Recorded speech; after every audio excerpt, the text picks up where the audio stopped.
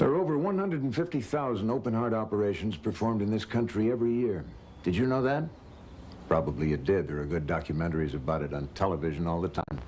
We all know something about single and double bypass surgeries and how many lives have been saved. That's good. But the kind of surgery most frequently done in America is abortion. That's not meant to save lives. In this country, we perform and submit to 1.5 million abortions every year. That's 10 times the number of open-heart surgeries. Now, the average abortion only takes 5 or 6 minutes, but they've never shown the complete operation on any television channel, anytime. That's not good. That's a big part of what television's for, to explore public questions we care about. Abortion is surely that. The feelings generated, the passionate debates and the issues, safety, morality, long-term consequences, all these intrude on the public conscience much more strongly than any surgery ever has. Political candidates are not expected to take a stand on coronary bypass. The Supreme Court has yet to rule on the constitutionality of heart transplants. People don't take to the streets in thousands to demonstrate their opinions on artificial hearts. Yet the press and television tell us a lot more about heart surgery than they ever have about abortion. I think the media have failed here badly in what they claim is their responsibility to inform the public, who will make the final decisions on abortion. If you're looking at me on television now, then they've accepted that responsibility to inform. The film you're about to see is graphic.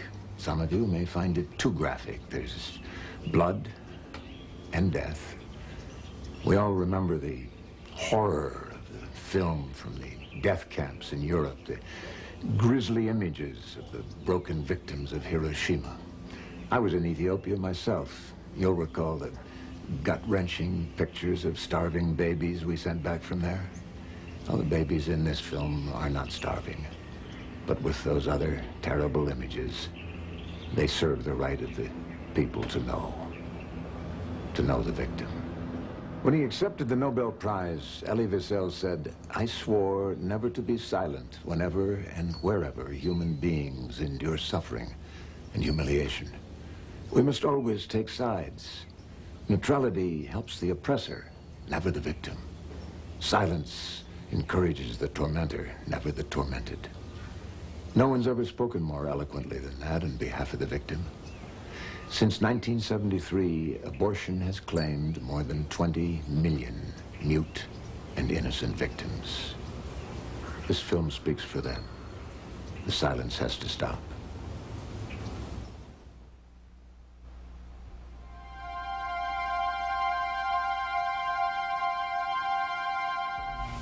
The unborn child at 4.5 months, as seen through the fetoscope, a fiber optic instrument inserted into the mother's pregnant uterus for the purpose of observing the child. This child now weighs 3/4 pounds. It is approximately 1 foot in length. Its hands and feet are at least 1 inch long. During the course of the next 8 minutes, you will witness the ultimate act of violence.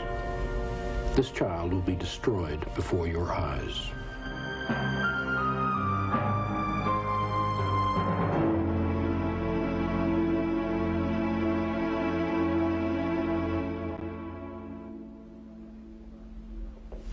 My name is Dr. Bernard Nathanson. I was co-founder of the National Abortion Rights Action League, and for a period of 2 years, I was the director of the largest abortion clinic in the world. I bear ultimate responsibility for over 75,000 abortions. But over the past 10 years, I've changed my mind on the acceptability of abortion, owing to the immense technological advances which have been made in the field of obstetrics and fetology. Advances such as ultrasound imaging, fetal heart monitoring, and fetoscopy, which have allowed us now to perceive, without question, the unmistakable humanity of the unborn child. We will concern ourselves here with abortion in the 2nd and 3rd trimester. Now, pregnancy is divided into 3 trimesters. The first trimester being the first 3 months of the pregnancy, the second 3 months, and the third trimester from the 7th month to the end of the 9th month. Collectively, abortions done in the 2nd and 3rd trimesters are known as late abortions. The Roe v. Wade 1973 U.S. Supreme Court decision, which legalized abortion, indicated that in the first 6 months abortion could be done for no reason whatever, and stipulated that in the 3rd trimester, from the 7th month to the 9th month, abortion could be done in the interests of the mother's health, whatever that word means. Listen to Dr. Beverly McMillan, who opened the first abortion clinic in the state of Mississippi. She was soon doing 50 to 60 abortions per week and was the director of that clinic for 2.5 years. Most people are woefully ignorant about what is even legal in the United States about abortion. They don't know that it's legal through the entire 9 months. Most people think it's legal in the first 3 months only. Well, in my understanding, the latest time that a woman can have an abortion during pregnancy is 3 months. The age limit to stop abortion would be 4 months for a fetus. Legal, 6 months. I'd guess, I don't know, about 3 or 4 months, something like that, yeah. I think that it's legal to perform abortions up to between 4 and 5 months. Here is Miss Joy Height, formerly a medical assistant in an abortion clinic in New Jersey. She participated in innumerable abortions in that facility. Until I came face to face with abortions, I really didn't know what it was about. When I say that, I mean I really didn't know what I was getting into. And I think that with abortion, a lot of us don't know what it's about, and we don't know what's going on. Let's look at some data. In the United States annually, there are 1.5 million abortions done, 8% of which are late abortions, abortions in the 2nd and 3rd trimester of the pregnancy. In Canada, there are 65,000 abortions annually, of which 11%, or 7,000, are late abortions. In the UK, there are 170,000 abortions a year, 30,000 of which are late abortions. In the United States, there are 120,000 late abortions annually, 400 every day. I'd be pretty shocked that they would take it that far late into the pregnancy. No, not 9 months, it's too long. It's a person by then, definitely. Well, that's appalling. I mean, it's absurd. The 9th month, I mean, children are born at 8 months, right? There's a lot of kids that are born at 8 months, and they've had kids born sooner than that still be alive and live. 7 or 8 months? I don't know. I mean, it seems like incredible. A baby can be born at 7 or 8 months. I don't know. Doesn't make sense to me. The procedure, late abortion, has become so frequent that there are actually textbooks written about it, detailing the techniques, and in addition, there are articles written on the subject.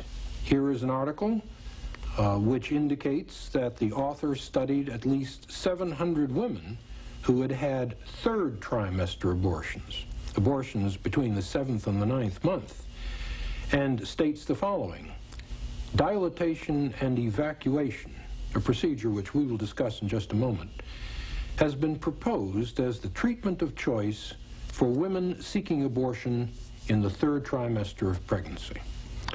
D&E, dilatation and evacuation, is the procedure used to accomplish late abortion, abortion in the 2nd and 3rd trimester of the pregnancy. In this procedure, a laminarium, this device, is placed into the cervix, the neck of the womb, the night before. This is simply a piece of seaweed which swells up during the night, and in swelling up, opens up the neck of the womb so that the next morning, when the woman is brought to the operating room and put under general anesthesia, the neck of the womb, the cervix, is already partially dilated, and the cervix is further dilated with instruments of this sort. This instrument is placed up into the cervix, the neck of the womb is further dilated, and even instruments like this are used to accomplish dilatation sufficient to allow breaking of the bag of water, and then the introduction of this grasping instrument, an instrument which can locate the child in the uterus and crush and destroy it. The patient is being prepared for the procedure.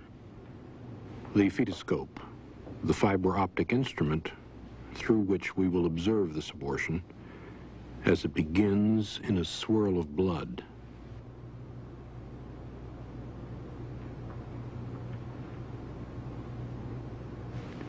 The forearm. Note the blood vessels running under the delicate skin. The hand and the fingers.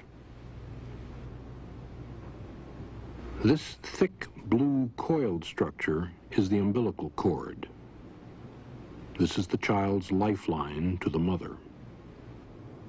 This was a little boy.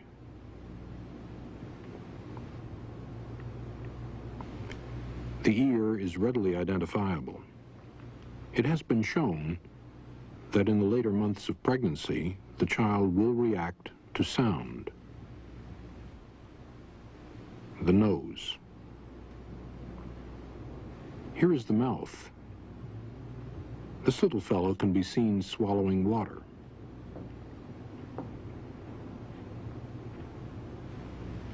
The eyebrows. The eyelids are still closed.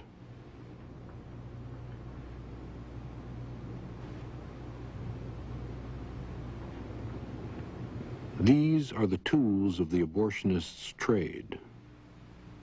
In a few moments, this little boy's life will be summarily extinguished with these instruments. The cervix has been sufficiently dilated, and the bag of water is broken. The umbilical cord has been severed, the lifeline cut and collapsed. Now it is being wrenched free of the child's body. And now the abortionist is reaching into the uterus with the grasping instrument to dismember the child. Piece by piece, the extremities are pulled away, then portions of the back, the spine, and the torso. A portion of the chest and abdominal wall has been torn from the body. The ribs are easily identified. Can anyone doubt this child has experienced an unimaginable agony? Pieces of the torso are being removed, and the parts are stacked on the table to the side of the abortionist in preparation for reassembling the child to assure that the abortion has been complete. In this pathetic pile of human rubble, we can discern a leg with the foot still attached. The head is located, and having been located, is grasped in the jaws of the clamp. The clamp crushes the head, and the head is then removed in pieces. The crushed head has now been removed, and the white matter of the brain has spilled out. After the procedure has been completed, this instrument, a curette, is introduced into the uterus.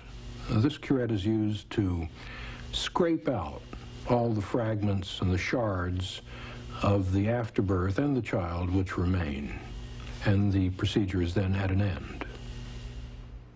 Now listen to the testimony of Dr. Jay Kellenson, who performed the abortion in the film The Silent Scream. How many abortions would you think you've performed in your career? I'd say I probably performed 10,000 or more. I can remember days when I would do 30, 35 abortions. Would you do second trimester late abortions, D&Es, even for medical reasons? No, I absolutely not. I mean, that is probably the most horrifying procedure I can think about. There's just absolutely no way that I would ever do that. Here is Dr. Joseph Randall, former director of an abortion clinic in Atlanta. His clinic was doing 50 to 60 abortions a day. It made me realize for the first time in that that I was doing not the right thing, that I was killing babies and not serving women. Everything kind of, I just got fed up, and I was hurting so much, I was feeling bad inside, I was nearly, at times, suicidal. I would be more willing to give my own life than to perform an abortion. Dr. Arnold Halpern was a director of a Planned Parenthood abortion clinic. The other thing that gave me license to do abortions was the fact that I never personally considered a fetus a real baby until 20 weeks of gestation, when one could hear the fetal heart tones and the woman feel movements. Now, somewhere along the line, I was apprised, or thought I was apprised, that the fetus was not a human being until it arrived to the point where a woman could feel that baby move. As we've gone from 1982 to 1986 and into the late 1980s, we realized that the fetus really is a child, and that it really is moving, and that the heartbeat is really beating by the use of ultrasound and modern techniques of detecting the fetus. There is no difference between a first trimester abortion and a second trimester abortion, or a third trimester abortion, or infanticide. It's all the same human being in different stages of development. And one day I walked into the abortion clinic with 10 or 13 women waiting, and I realized that I could not do any more abortions. I felt uncomfortable doing it. I felt disgust at myself. I realized now that I had been starting to do second trimester abortions, and not only did I see a little bit of tissue coming out, I saw fetal parts, and I saw babies coming out, and I felt that I was so uncomfortable at this point that I could not continue, and I walked out of the clinic and left that clinic without doing the abortions and never entered the abortion clinic again. I finally got to the point where I could not look at those little bodies anymore. There's no doubt in my mind that I would never perform an abortion ever again. We have gone into a noble profession for healing, and we lose sight of what we were called to do when we get into the killing business. Medical technology is rapidly and drastically altering our concept of viability, the capacity to be born prematurely and survive. Today, babies born at 6 months have a 65% chance at surviving, and 80% of these babies will be perfectly healthy. Neonatologists are keeping smaller and smaller babies alive. Here is Renee King. She is now 1.5 years old, happy and healthy. She was born at 5 months. The unborn child is not the only victim. Women are victims too. There are approximately 7,500 serious complications a year from abortion. Major hemorrhage, perforation of the uterus, serious infection, hysterectomy.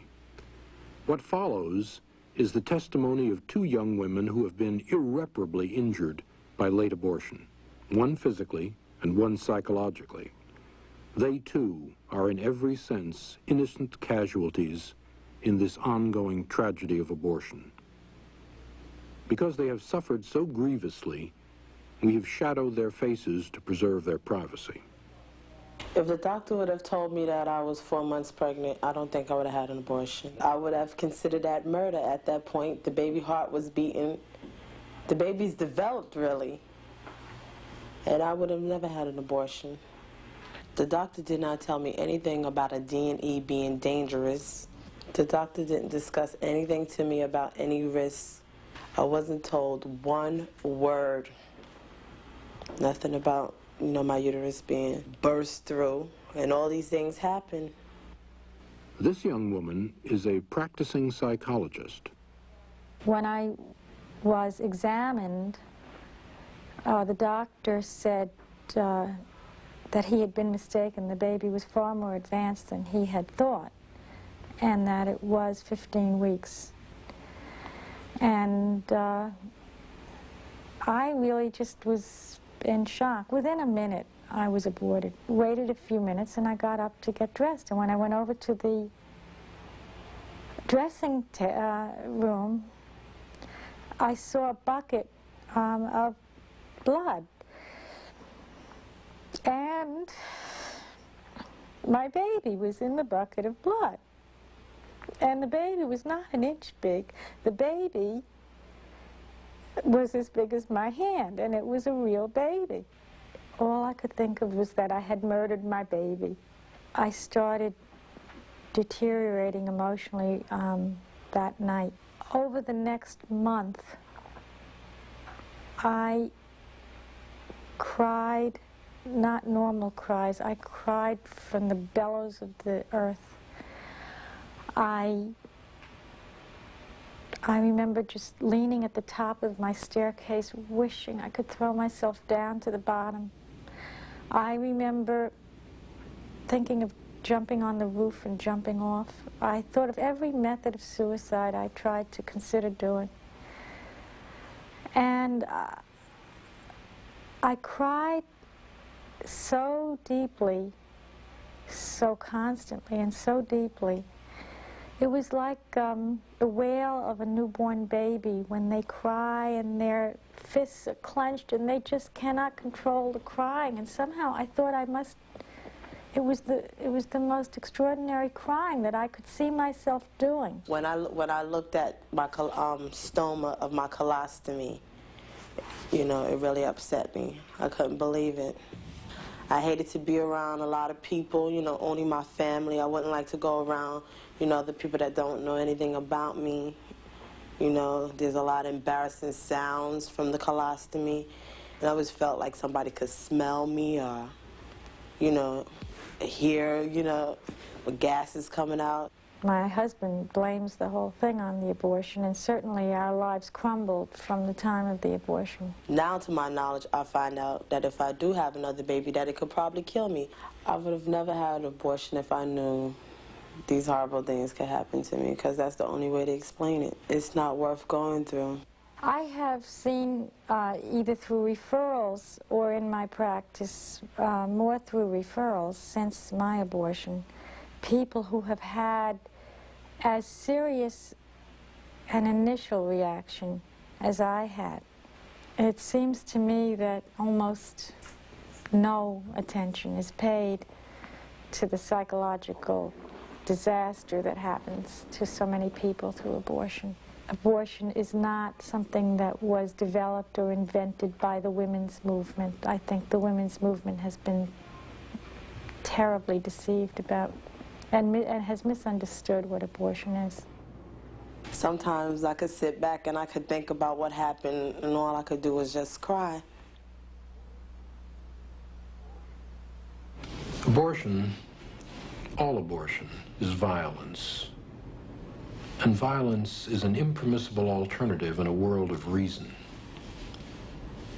Late abortion, the systematic, deliberate destruction of a viable fetus, is especially odious. Regrettably, it bears the unmistakable trademark of the irrational violence that has pervaded the 20th century. There is no rightful place for violence in a world of reason. Those qualities which grace such a world of light and reason are kindness, compassion, patience, and love. This is the face of the world of violence.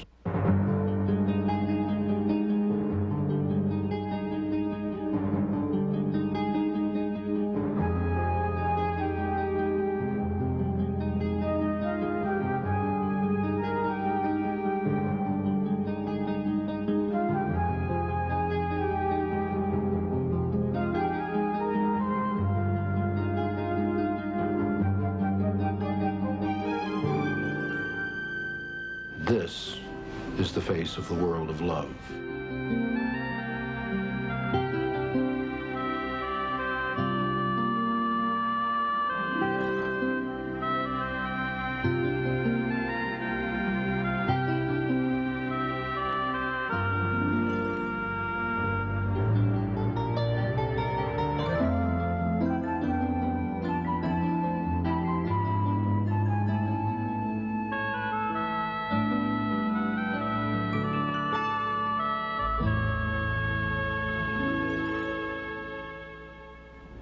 What kind of a world do you want?